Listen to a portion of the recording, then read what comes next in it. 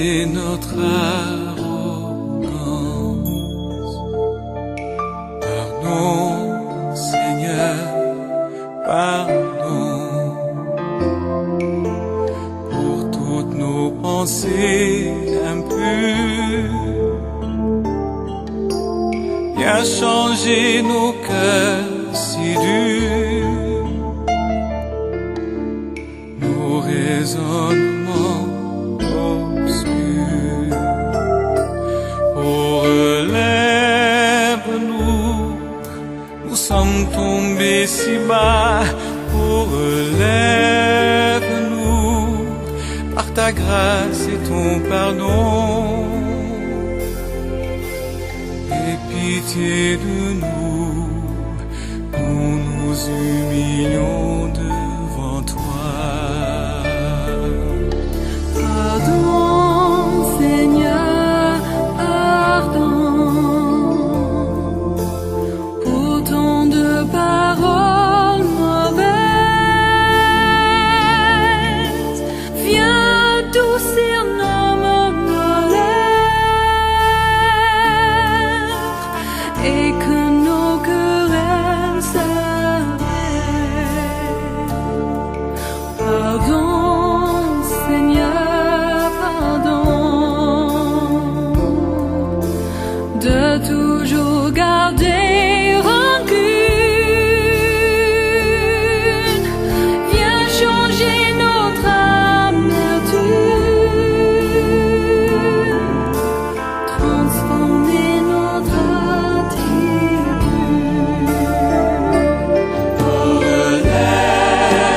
Relève-nous, nous sommes tombés si bas. Oh, relève-nous, par ta grâce et ton pardon. Aie pitié de nous, nous nous humilions devant toi. Oh, relève-nous, nous sommes tombés si bas. Oh, relève-nous, par ta grâce et ton pardon. Aie pitié de nous, nous nous humilions devant toi.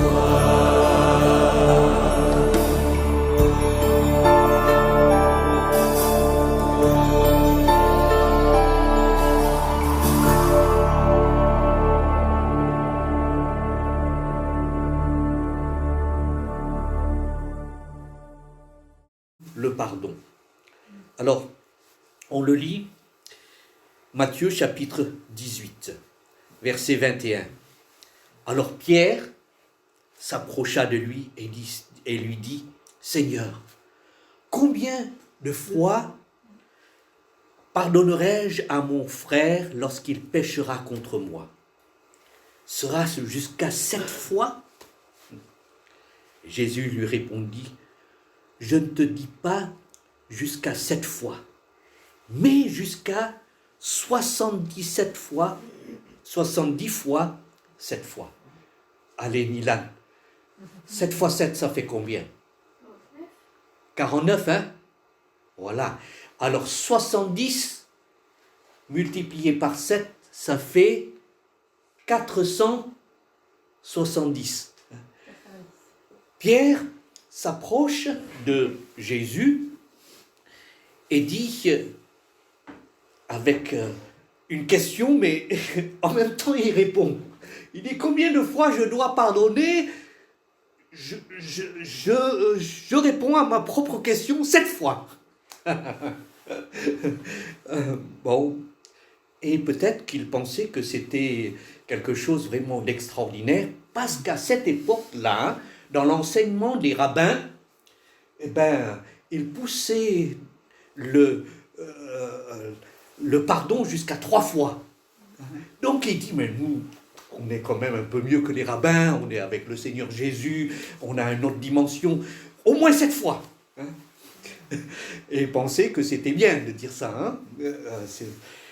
Et il pensait impressionner, mais Jésus lui dit, non, non, non, moi je te dis 70 fois, 7 fois. ça ne veut pas dire dans la pensée que on va faire la comptabilité et on va dire, bon, 488, 89, non. Le terme de Jésus était tellement éloigné de ce que les hommes pensent, de ce que les rabbins peuvent penser, ce que Pierre pense. Il parle d'un pardon d'un niveau, mais extraordinaire. Et il dit ça, c'est la mentalité de ceux qui vivent le royaume. Vous vous rappelez qu'on a dit juste avant, dans la prière de notre Père, que ton règne vienne. Et nous avons examiné que, en fait, en devenant enfants de Dieu, nous vivons le royaume de Dieu à l'avance. En attendant sa perfection, nous le vivons dans notre vie, dans notre comportement, au milieu d'un monde qui n'est pas son royaume. Mais nous vivons le royaume. Alors Jésus dit, la suite de ce verset, nous voyons, c'est pourquoi le royaume des cieux, maintenant il s'adresse aux enfants du royaume, et il dit, mais c'est pourquoi le royaume des cieux est semblable à un roi qui voulut faire rendre compte à ses serviteurs. Il va commencer un récit, une parabole. Quand il se mit à compter, on lui en amena un qui devait 10 000 talents. Comme il n'avait pas de quoi payer, son maître ordonna qu'il fût vendu, lui, sa femme, ses enfants et tout ce qu'il avait, et que la dette soit acquittée. Le serviteur, se jetant à terre, se prosterna devant lui et dit, Seigneur, aie patience envers moi, et je te paierai tout. Ému de compassion, le maître de ce serviteur le laissa aller et lui remit la dette. Ça, c'est je lis portion par portion. Donc là, on s'arrête un instant sur cette parabole. On peut le contextualiser. On imagine un richissime patron, un magnat d'une richesse faramineuse et qui confie ses biens à administrer à des gestionnaires. Et un jour, il a voulu contrôler les choses, faire un audit de contrôle de la bonne gestion, et pouf, voilà qu'il découvre qu'il y en a un qui l'a grugé, qui a détourné de l'argent, et il s'est bien caché, cet homme-là, mais il a été attrapé. On a découvert qu'il avait une dette, un détournement de 10 000 talents. Écoutez ça ne nous dit pas grand-chose, 10 000 talents pour nous, mais je vais vous donner quelques références pour que nous puissions comprendre. Le talent, c'est la plus grosse mesure de masse de l'époque. Et ça correspond à 25 kilos d'argent. Voilà. Bon. Et un talent, ça équivaut à 6 000 deniers. 6 000 deniers. Bon, ça ne nous dit toujours pas. Maintenant, plus précis, un denier, c'est le salaire journalier d'un employé. Donc, ça commence un peu à nous faire voir les choses. Donc, 10 000 talents, écoutez bien, c'est 60 millions de journées de travail. 60 millions de journées de travail. Alors, moi, j'ai pris aussi le SMIC d'aujourd'hui, d'une journée de travail. Et dans ces références-là, j'ai multiplié. Et ça fait que cet homme-là, s'il vivait à notre époque, dans la correspondance des choses, il aurait à payer 4 milliards 800 millions d'euros. 4 milliards 800 millions d'euros. C'est sûr que quand Jésus parlait comme cela, à cette époque-là, eh ben, c'était aussi des chiffres tellement faramineux pour donner à ses disciples, comme à nous ce matin, la compréhension de la grandeur du pardon que le Seigneur attend de nous. Alors, 4 milliards 800 millions, je l'ai transformé en années de travail. Et en années de travail où je n'ai pas enlevé ni les week-ends, ni les jours fériés, ni même le congé annuel. Donc 365 jours. Hein. Bon, ça nous fait, pour rembourser cette dette pour cet homme-là, 164 383 années, plein, du 1er janvier au 31 décembre. On meurt avec des dettes. 164 000 et quelques années de travail. Nous, quand on arrive à 90 ans, c'est bien, 95, hein. Ma sœur Cécile, il faut y aller, hein, il faut y arriver à la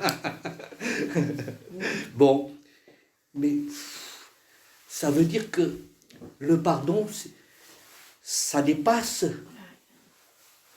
tout ce que notre vie, dans notre logique et dans notre calcul charnel et humain, nous pouvons comprendre. C'est une notion qui tellement extraordinaire. Et en fait, c'est quelque chose que on comprend que c'est impossible. Mais alors, impossible à rembourser avec les meilleures intentions.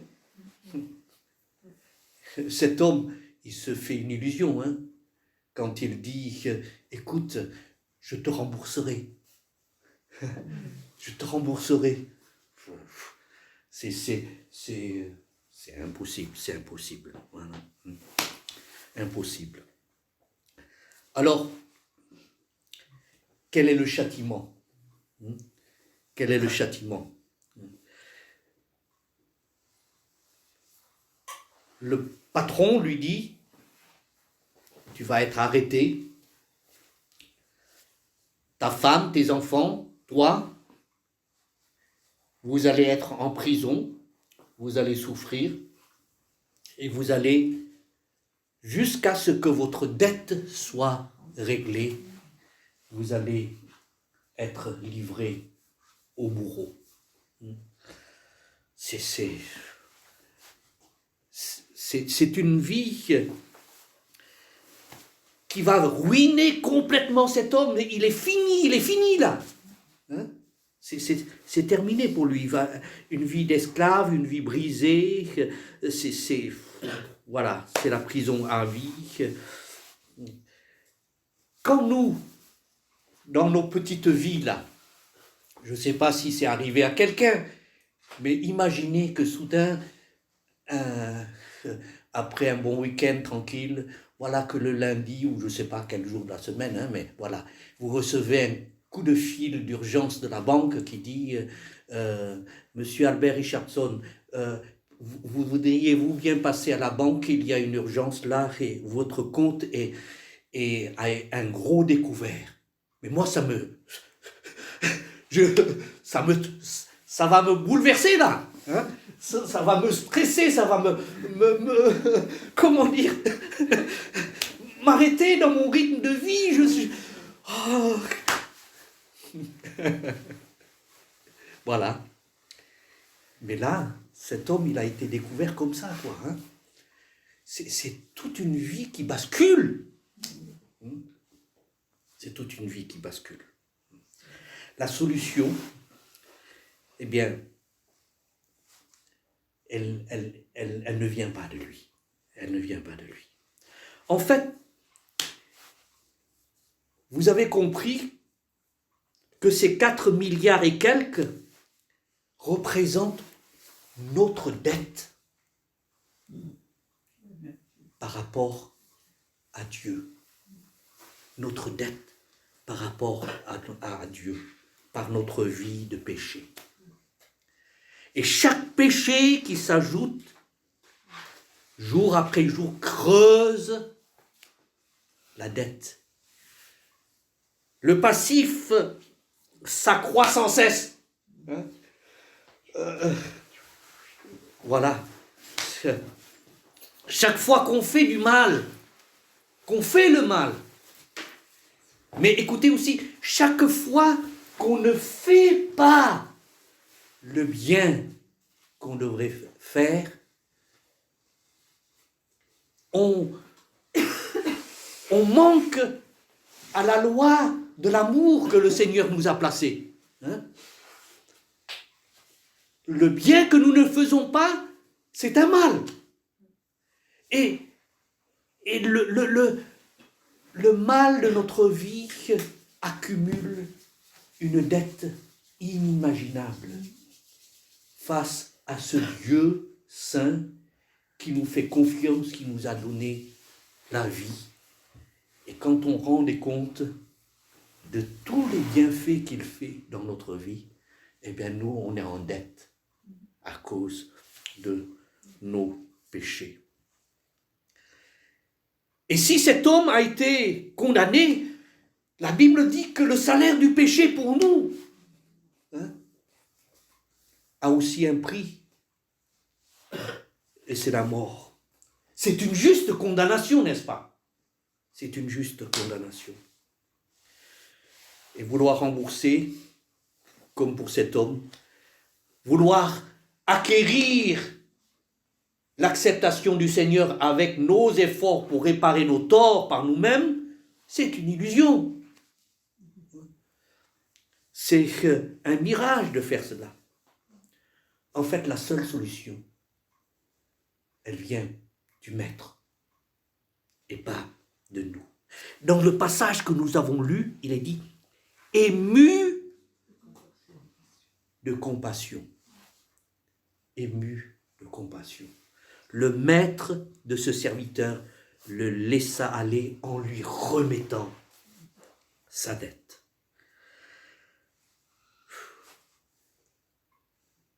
Si nous avons réalisé la grandeur, et je ne sais pas si on arrive à réaliser la grandeur de la chose, mais quand soudain, dans une telle situation, le maître dit, écoute, va, je prends sur moi, tu ne me dois plus rien. C'est soudain, c'est instantané, c'est miraculeux, c'est inimaginable, c'est impensable. Qui peut faire une telle chose? Il n'a même pas négocié, cet homme-là, en disant, écoute, je te comprends, on va prolonger les années de tes remboursements à des sommes, je ne sais pas, où je vais baisser la dette de 10%, de 20%, de 30%. Non! Je ne m'attends pas quand le maître dit, mais allez, j'efface tout. Instantanément et entièrement.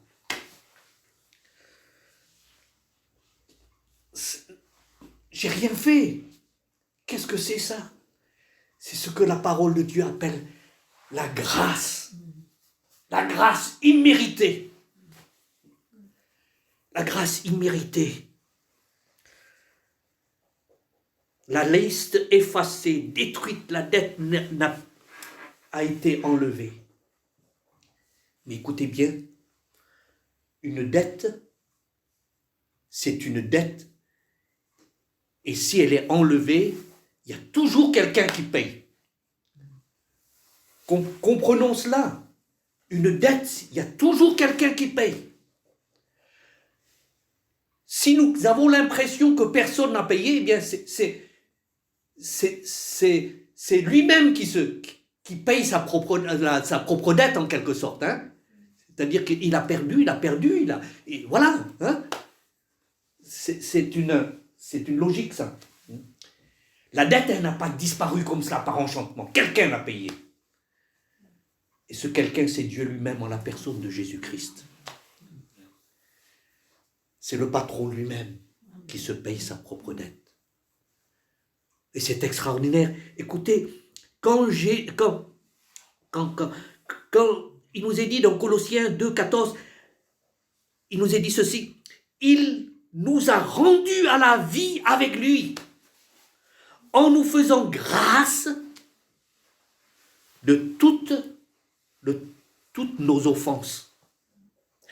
Il a effacé l'acte dont les ordonnances nous condamnaient et qui subsistait contre nous, et il l'a détruit en le clouant à la croix. Oh. Lui seul peut faire cela, parce que c'est lui qui est blessé. C'est lui contre qui nous avons fauté. Mais la grande feuille, il l'a détruit. Bam! Et il l'a cloué à la croix. Qui est cloué à la croix? Notre Seigneur Jésus. Et vous savez, quelle est la dernière parole que Jésus a prononcée à la croix? C'est ça, Cécile. Jean 19, 30, quand Jésus eut pris le vinaigre, il dit, tout est accompli. Et baissant la tête, il rendit l'esprit. Les dernières paroles de Jésus à la croix, c'est cela. Et tout est accompli se dit téléo en grec. Le téléo signifie payer, acquitter, clôturer. C'est ce qu'il a dit sur la croix. Payé, tout est payé. Waouh! Ce terme en grec est compris par les gens. En fait, quand vous avez payé vos impôts, eh bien, on l'écrit vous concernant téléo. Quand un prisonnier, après avoir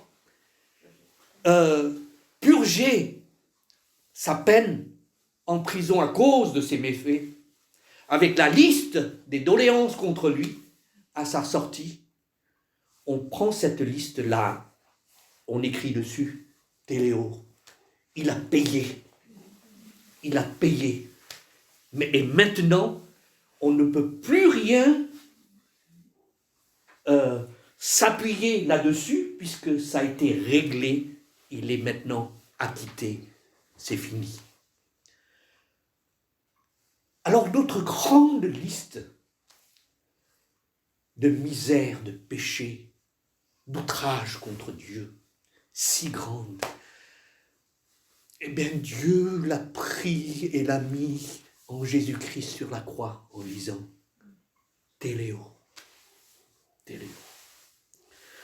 Le prix fort payé, c'est définitif.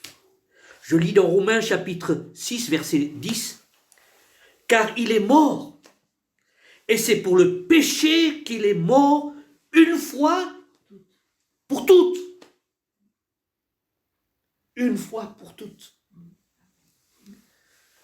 Il n'y a plus à se torturer la tête et à se dire, mais enfin, quand le Seigneur efface nos péchés, la Bible dit, il les jette au fond de la mer. Et on n'a pas encore trouvé le plus profond, on n'a pas encore atteint le fin fond de la mer avec les instruments qu'on a.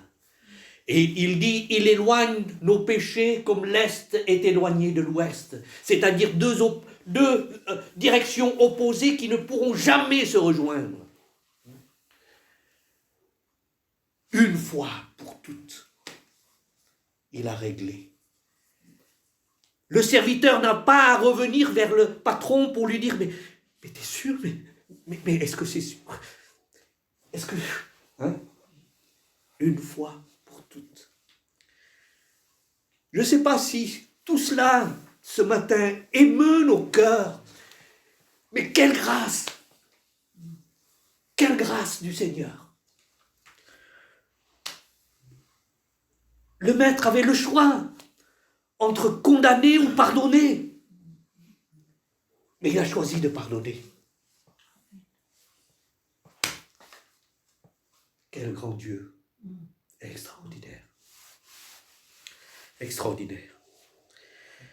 Mais je lis la suite. Ça fait rien, n'allume pas. Je lis la suite.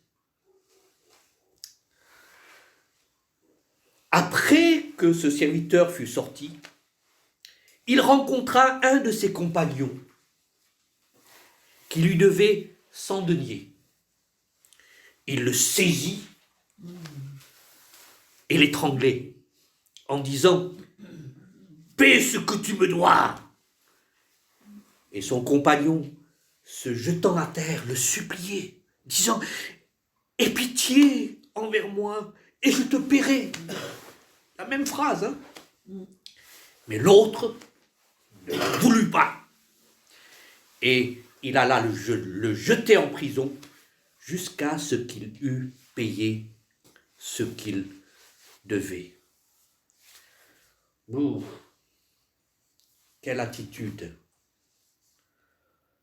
En fait, 100 deniers, c'est quand même une certaine somme. Je garde la même correspondance, ça fait 8 000 €. C'est quand même beaucoup, hein, 8 000 €. Hein?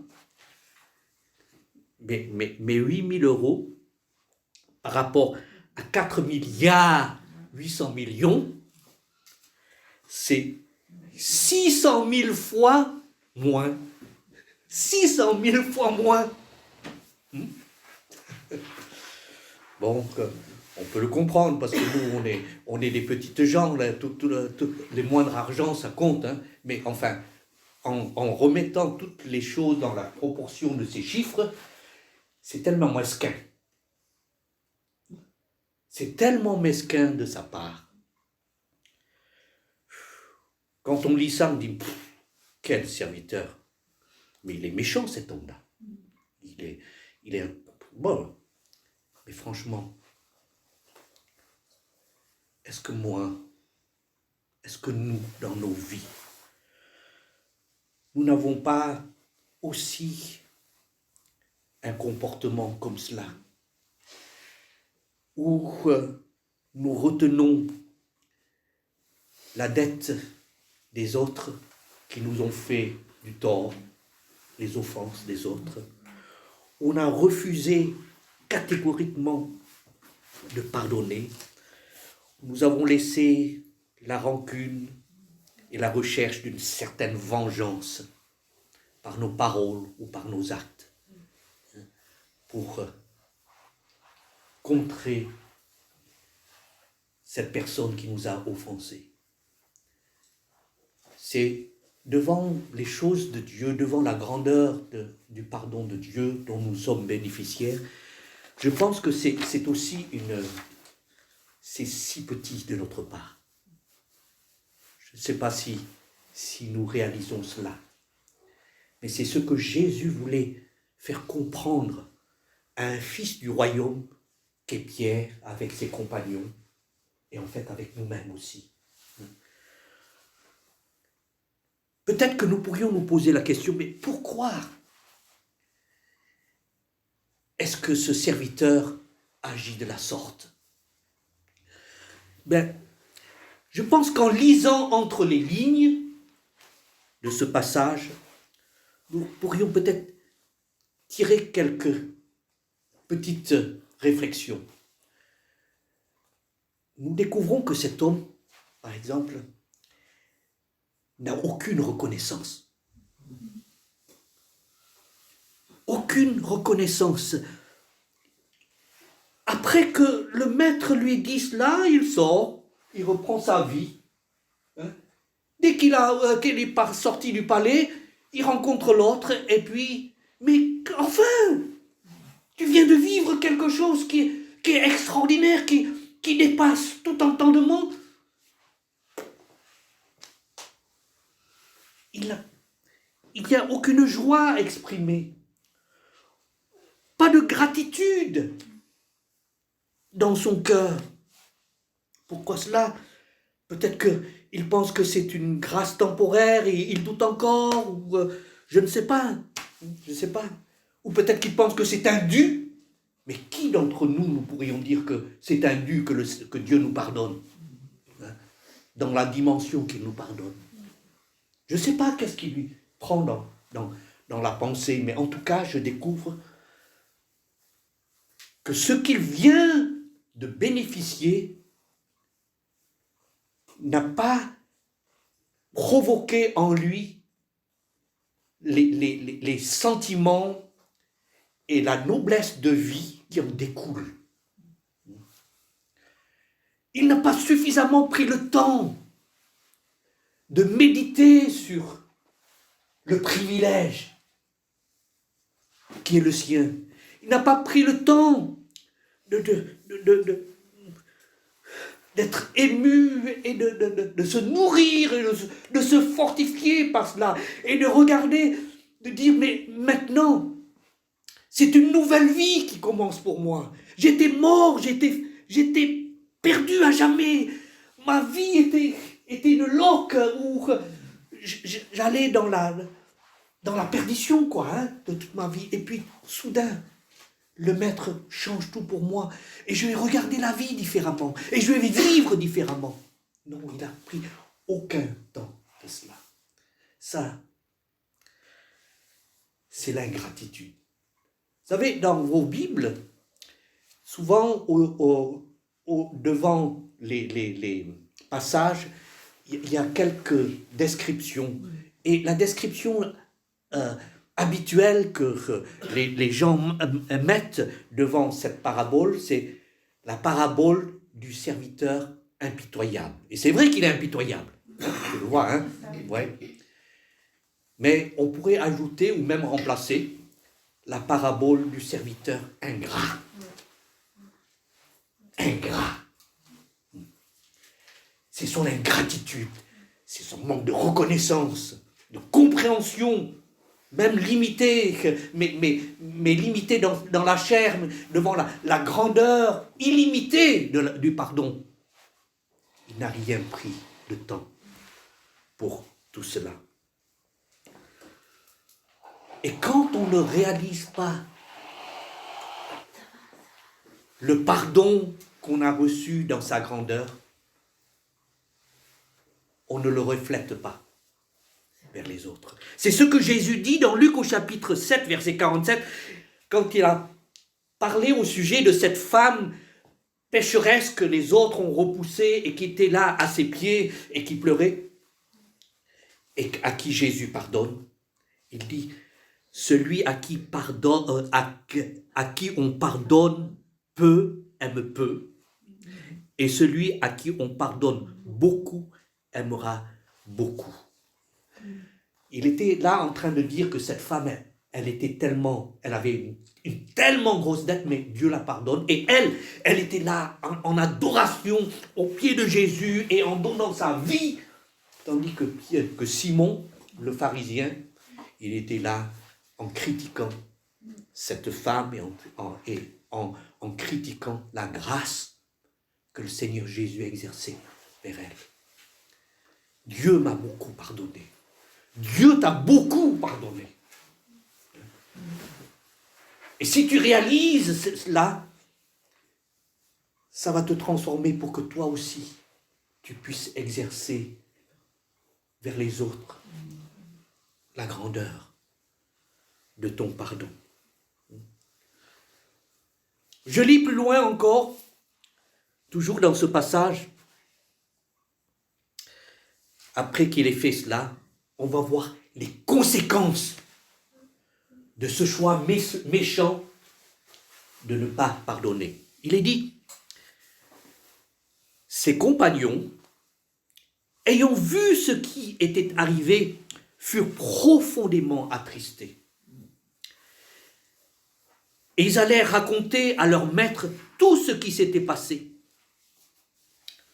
Alors le maître fit appeler ce serviteur et lui dit, « Méchant serviteur, je t'avais remis en entier ta dette, parce que tu m'en avais supplié. Ne devais-tu pas aussi avoir pitié de ton compagnon comme j'ai eu pitié de toi ?»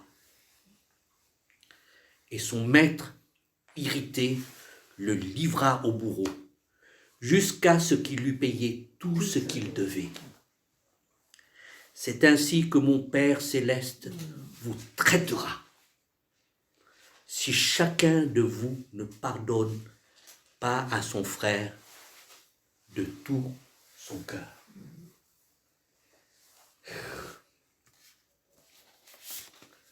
Le maître le découvre.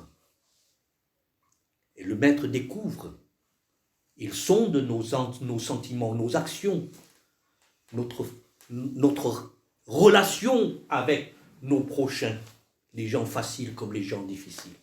Il découvre. Il découvre. Et face à cela, la Bible dit, il le livre au bourreau. Bien sûr, c'est une parabole, c'est pas de la théologie exacte, mais il y a à retirer le sens, les principes qui sont dedans. Qu'est-ce que ça pourrait être, ces bourreaux, pour celui qui ne veut pas pardonner? Une première interprétation pourrait être déjà la souffrance indicible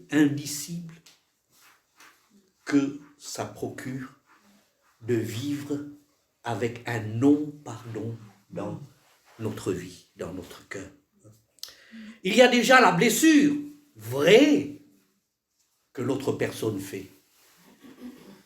Mais cette blessure, au lieu de se guérir avec le temps, au lieu qu'elle se referme et disparaisse, elle va se gangréner.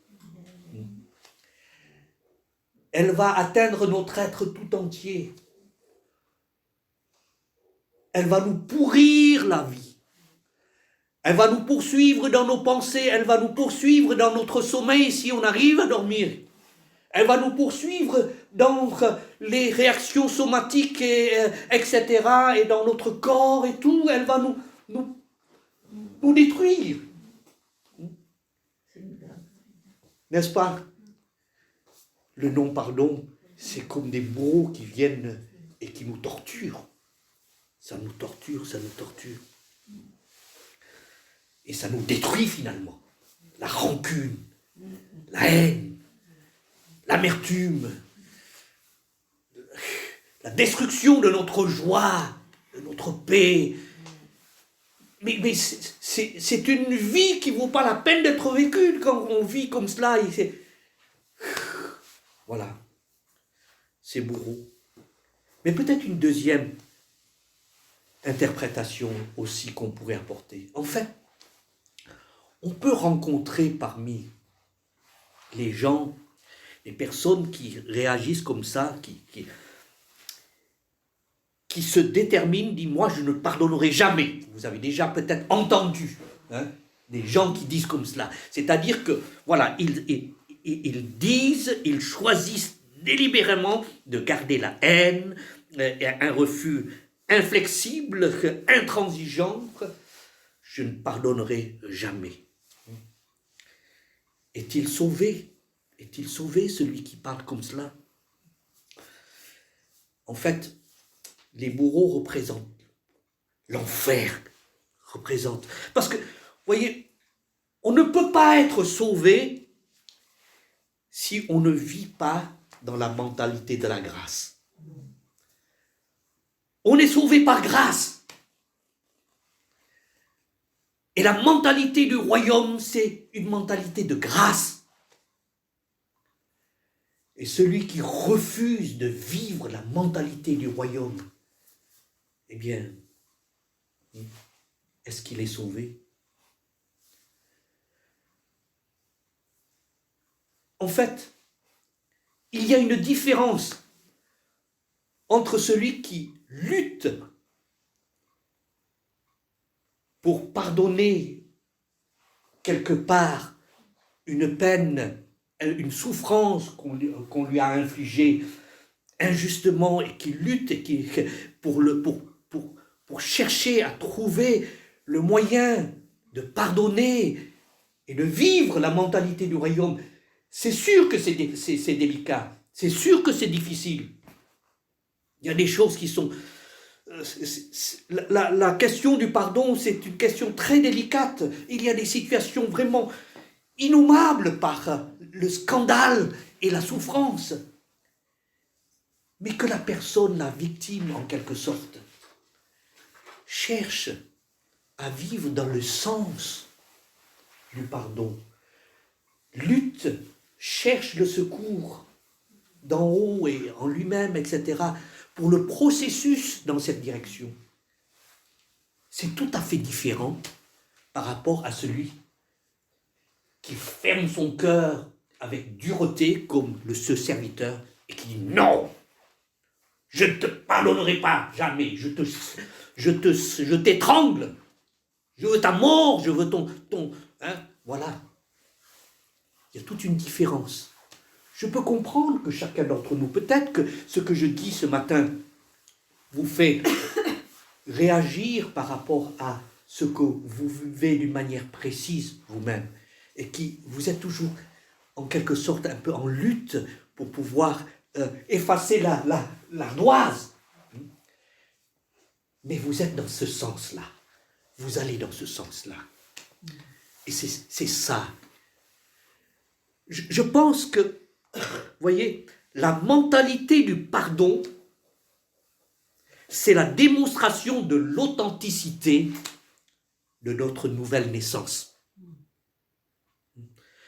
d'une vraie conversion. Ce sont les enfants de Dieu, parce qu'ils sont influencés par le pardon de Dieu, qui ont ce cœur à chercher toujours dans la direction du pardon. Le monde cherche à se venger. Mais ceux qui sont les enfants du royaume de Dieu ne vivent pas dans la mentalité du monde, mais ils vivent avec l'esprit de Christ, la pensée de Christ. Et la pensée de Christ, c'est la générosité du pardon. C'est la non-vengeance. Et c'est la guérison. C'est sûr. Si on ne le fait pas, ça nous gangrène. C'est l'enfer pour nous, ici-bas. Et je m'interroge, si nous n'avons pas cette mentalité, si on n'est pas authentiquement convertis, et si ce n'est pas les bourreaux éternels.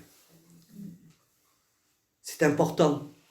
C'est un moyen de vérifier si quelqu'un ou si moi, je suis réellement entré dans la nouvelle nature, si je suis né de nouveau. Parce que automatiquement, je dois avoir cette tendance-là. Voilà. Peut-être qu'il y a des cas très très douloureux et le processus est beaucoup plus grand, difficile, mais dans le quotidien déjà, les petites choses dans nos relations, dans l'église par exemple, parce que là il parle à l'église, à la communion fraternelle dans tout ce chapitre 18, mais dans les petites tracasseries de nos différences, hein, là où il y a des paroles maladroites, hein, où il y a des comportements un peu blessants. Apprenons à pardonner. Apprenons à ne pas être toujours en train de réagir et d'écraser l'autre. C'est ce que l'apôtre Pierre dit dans 1 Pierre 4, 8. L'amour couvre une multitude de péchés. C'est à nous de travailler à l'unité de la famille de Dieu, de l'Église. C'est une volonté choisie, c'est un style de vie que nous décidons de prendre, considérant que mes frères, mes sœurs, mon entourage, ils ne sont pas parfaits, mais moi, par-dessus tout, je ne suis pas parfait. C'est une réalité que nous devons accepter et vivre avec cela, non pas à la manière du monde pour être toujours en train de se battre, non, c'est de vivre avec la mentalité, de l'accueil, de la générosité, du soutien mutuel.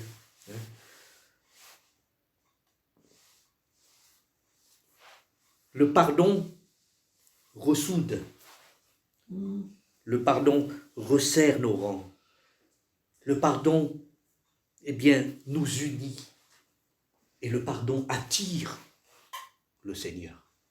Parce que c'est sa mentalité.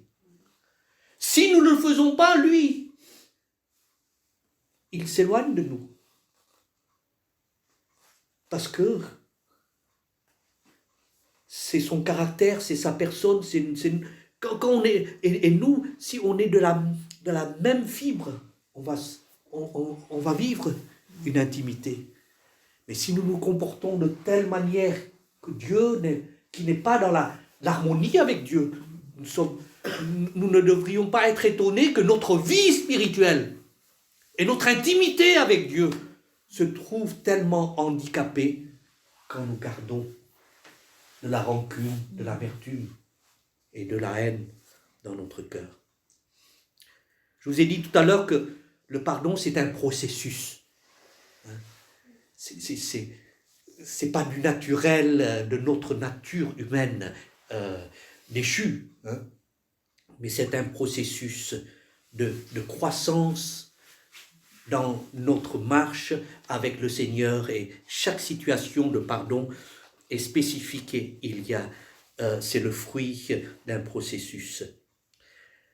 Et dans ce processus, la première des choses, parce que si on a une offense ou des offenses qu'il faut qu'on traite à la manière de Dieu, la première démarche, c'est de recevoir nous-mêmes le pardon de Dieu, d'être assuré que nous-mêmes nous sommes pardonnés de Dieu dans notre propre vie, et en être reconnaissant. C'est-à-dire ne pas avoir l'attitude de ce méchant, de cet homme ingrat. Je dois exercer le pardon. Première des choses, je vais me plonger dans le pardon de Dieu. Je vais m'inonder de tout ce que me rappeler, venir et me rappeler de tout ce que le Seigneur a fait pour moi. Me nourrir de cela. Me rappeler le matin quand je me lève. Mais tu sais, Seigneur, je suis un gracié. Je suis un gracié. La première des choses, donc, c'est de me nourrir, d'être ému et de regarder au prix payé à la croix. Et ne pas, avec le fil des années de notre conversion, de notre marche avec Dieu, devenir blasé de la croix. Que ça ne nous touche plus, ça ne nous bouleverse plus. Jésus insiste pour que cela nous bouleverse. Et c'est pour cela qu'il a institué la Sainte Seine en disant, faites-le pour toujours vous en rappeler. C'est notre devoir. C'est le conseil du Seigneur de se rappeler de la croix, pour en être bouleversé, et ça influence après le rythme de la suite. Première démarche, c'est se rappeler le pardon de Dieu, c'est en être reconnaissant. Et la deuxième démarche, c'est en parler au Seigneur. C'est en parler au Seigneur. Regardez David, dans les psaumes, combien de fois il ouvre son cœur et il dit tout à Dieu, il dit des choses qui sont ses fâcheries. Il raconte au Seigneur et lui déverse son âme en lui disant, voilà, celui-ci, les gens sont ça. Il raconte plein de choses. Et il dit même, il dit, mais enfin, Seigneur, pourquoi tu n'interviens pas ou des trucs comme ça, hein? Bon, quel Dieu nous avons, hein? Un Dieu plein d'attention. Un Dieu qui nous écoute. Un Dieu qui nous comprend. Il est venu sur terre, Jésus. Il a vécu toutes les tracasseries de la vie, les injustices, les méchancetés des hommes contre lui. Et il est Dieu. Alors il nous comprend. Des fois, quand on est blessé, on va à droite à gauche raconter à droite à gauche. Mais on ne prend même pas le temps de raconter à Dieu. Hein? De s'ouvrir à Dieu. Ben, c'est ce qu'il faudrait qu'on fasse. Hein? Et si on répond ailleurs, c'est de la calomnie, c'est de tout ça. Hein? C'est à Dieu. Donc, et je crois que heureusement que David avait cette mentalité-là, parce qu'il aurait tué Saül. Hein? Il se serait vengé de Saül. Combien de fois Saül était méchant contre David, mais il ne l'a jamais fait, parce qu'il se confiait dans le Seigneur. Et le Seigneur lui permettait de travailler son âme, le fortifier, et lui permettait de voir Saül d'un autre regard. Derrière sa méchanceté, c'est un homme qui... voilà. Et David pouvait dire non, c'est Dieu qui s'en occupe, pas moi. Et justement, la troisième démarche, hein, c'est de décider de pardonner. C'est un choix. Le pardon, c'est une volonté. Je dis, je ne veux pas juger, je ne suis pas d'accord, mais je ne veux pas me mettre à fond sur cette affaire. Je ne veux pas me venger, je ne veux pas régler cela moi-même. Je veux donner à Dieu la charge de ce dossier, c'est lui le juge. Et il saura traiter cette affaire comme lui, il sait faire. Mais je me réfugie en lui.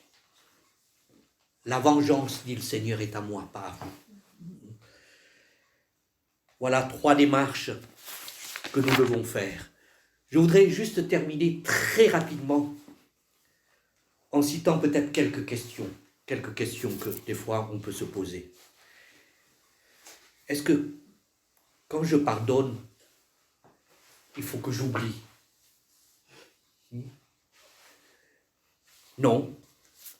Non. Le souvenir, c'est des choses difficiles que nous avons vécues, certainement au maximum restent. Quelquefois, miraculeusement, certaines choses disparaissent et voilà. Il y a des gens où il y a des situations où Dieu nous permet d'oublier, et c'est tant mieux. Mais dans le naturel des choses, le souvenir, surtout ceux qui nous ont marqués, reste. Mais, ce souvenir ne m'affecte plus, ne me contrôle plus. D'accord? Hein? Quand je pardonne. Je n'oublie pas, mais ça ne me fait plus rien. Et qu'est-ce qu'il en est quand je pardonne par rapport à la confiance en cette personne? Oui. Ben, il y a une différence là aussi. La confiance se mérite. Le pardon, c'est un acte de volonté, un acte juridique. Je veux plus en tenir rigueur, je veux effacer la dette, mais ça ne veut pas dire pour autant que j'ai confiance dans la personne. La confiance se construit. Et la Bible nous montre d'agir avec sagesse, malgré tout. Dieu lui-même teste et nous confie les petites choses Et selon la façon de faire les choses, il a confiance pour nous confier de plus grandes choses. Elle se gagne la confiance. Elle se construit la confiance. C'est deux choses différentes. Je peux pardonner tout en construisant ma confiance, ou peut-être plus jamais avoir à vivre de près ou à repasser par la même chose. Mais voilà, vous comprenez la différence. Une autre question qu'on pourrait se poser, est-ce que je dois ressentir le pardon? Non, non. Je ne dois pas, c'est-à-dire écouter mes émotions et mes sentiments. Non. Je vous ai dit qu'ensemble, nous voyons que le pardon, c'est une décision volontaire. On choisit d'aligner notre style de vie, de pardonner, d'aligner notre volonté à la volonté de Dieu, sa manière de vivre. Les sentiments, certainement, suivront par la suite. Ce n'est pas les sentiments qui nous conduisent, c'est notre volonté qui nous conduit. Et petit à petit, peut-être, certainement, les sentiments s'aligneront à notre volonté, à notre choix. Ça prendra peut-être du temps, mais en tout cas, jamais, il faut que ce soit nos sentiments, parce que si je m'écoute, je ne pardonnerai pas. Je pense que vous êtes avec tout ce que... Voilà. Mais non, mais je décide de dire non, je ne veux pas en tenir rigueur, parce que je vais aller être livré à mes bourreaux. Est-ce que le pardon empêche les conséquences de la faute? C'est-à-dire, est-ce que je dois éventuellement, par exemple, jusqu'à arrêter certaines actions de justice que j'ai dû mener contre quelqu'un qui a fait du mal, par exemple, Non,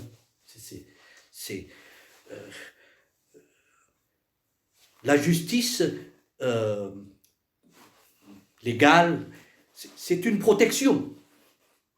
C'est une protection et en même temps, c'est une occasion pour la justice de cette manière-là de prouver et de dire à l'offenseur, réalise ta faute. Et je ne veux pas rentrer dans les détails, mais il y a peut-être des situations où je dois continuer à faire toute une procédure de justice ou des choses comme cela, mais je ne le fais pas avec une mentalité de vengeance, de méchanceté, de haine, mais je le fais dans la question de tout ce qui est normal et correct, et sans vengeance. Une dernière question, est-ce qu'on peut tout pardonner? Est-ce qu'on peut tout pardonner? Bon, la réponse, c'est, je le retourne avec une question, est-ce que Jésus nous a tout pardonné? Est-ce que Jésus nous a tout pardonné? Seuls les croyants peuvent montrer au monde une telle mentalité. Jésus a montré cette mentalité. Il a tout pardonné. C'était pas facile pour lui. Je vous disais tout à l'heure que c'est pas facile, le processus du pardon. Regardez comment Jésus, c'était difficile. Son processus, il entre dans le jardin, il le sait, il sait tout ce qui attend, tout ça. Il entre dans le jardin de Gethsémani. Il pleure. Il se débat. Il se débat tellement contre le fait de supporter injustement le péché. Il verse des larmes, c'est son combat. Et en parallèle, on peut penser à nos propres combats face au pardon. Il verse des sueurs de sang. Il réclame l'aide des autres et il n'arrive pas à en trouver suffisamment. Par 3 fois, il tombe et il prie. Tout à l'heure, je vous ai dit que les démarches, c'est aussi de s'adresser à Dieu. Il prie à Dieu pour trouver la force de faire tout cela.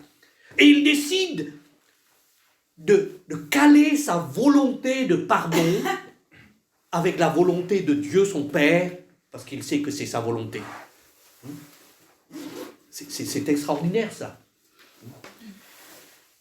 Jésus a fait, il a pardonné. Regardez Étienne, comment il pardonne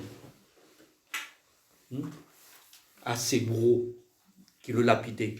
Vous connaissez peut-être pour les chrétiens des histoires telles que Corrie ten Boom, cette femme qui a eu sa famille décimée dans les camps de concentration et qui a pardonné à ses bourreaux.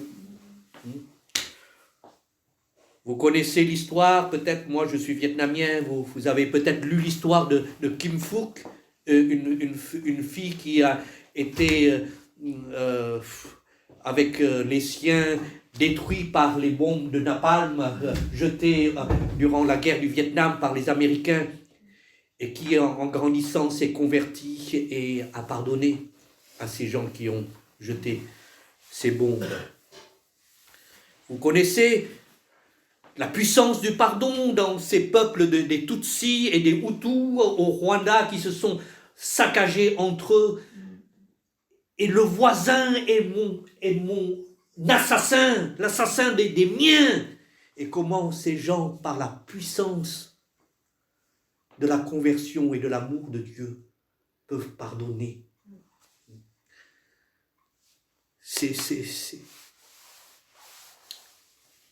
Ces grands hommes tels que Martin Luther King, qui offrent le pardon du peuple noir, malgré tout, pour que la vie puisse continuer dans la réconciliation. Et cet autre, Nelson Mandela, qui fait la même chose en Afrique du Sud. C'est le pardon qui change les relations. C'est le pardon qui bouleverse miraculeusement. C'est la seule réponse pour avancer dans la grâce. Le monde n'a pas cette solution-là, mais c'est celle du Seigneur. Sans le pardon, nous sommes livrés au bourreau de l'enfer, ici-bas et dans l'éternité. Quand je lis ce texte, et je termine avec ces paroles, Jésus dit ceci: c'est ainsi que mon Père céleste vous traitera, si chacun de vous ne pardonne à son frère de tout son cœur. Et dans le Notre Père, pardonne-nous nos offenses, comme nous aussi nous pardonnons à ceux qui nous ont offensés. Et plus loin, il dit, si vous ne pardonnez aux hommes leurs offenses, votre Père céleste, si vous pardonnez aux hommes leurs offenses, votre Père céleste vous pardonnera aussi. Mais si vous ne pardonnez pas aux hommes, votre Père céleste ne vous pardonnera pas non plus vos offenses. Alors, mes sœurs, ce matin et avec moi, le frère, un mot que je voudrais dire quand même, c'est important. Aujourd'hui, nous vivons le temps de la grâce, n'est-ce pas? Nous prêchons l'évangile et nous disons, c'est encore possible de recevoir le pardon de Jésus. Le grand, le magnifique pardon de Jésus. Il a payé toute la dette. Nous aimons dire cela, c'est le temps de la grâce. Mais voyez-vous, mes bien-aimés, ce même temps de la grâce, c'est le même temps pour nous, pour exercer la grâce. Plus tard, ce sera plus possible. Dans l'éternité, ce n'est pas plus possible. C'est dans ce temps ici-bas qu'il y a la notion du pardon. Et si nous bénéficions du pardon gracieux du Seigneur, nous avons la même période de temps et de vie pour vivre avec cette même mentalité. Je vous ai partagé ces choses-là comme un avec vous, parce que c'est le défi de chacun d'entre nous. On est tous faits pareil. Mais Dieu peut nous aider, c'est un choix délibéré. Vivre déjà le royaume de Dieu dans un royaume de ténèbres et de péché. Alléluia. Je choisis le pardon. Alors le titre de ce message, je l'avais mis en haut. Pardonner pour pardonner. Pardonner